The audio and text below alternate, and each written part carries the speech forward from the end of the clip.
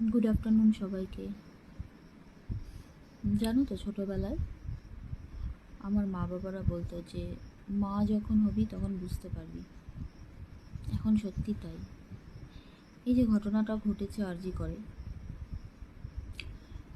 একজন মেয়ে যে ডক্টর, তো ভাবি যে ডাক্তাররাই আজকাল সুরক্ষিত নয়।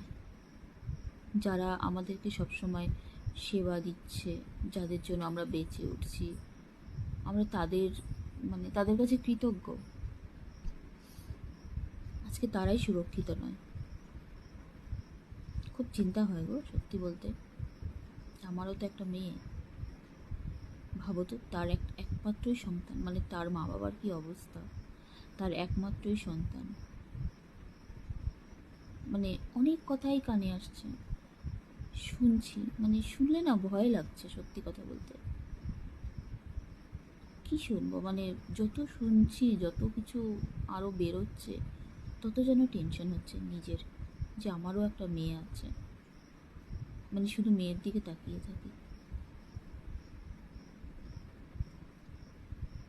আর কিছু বলার নেই।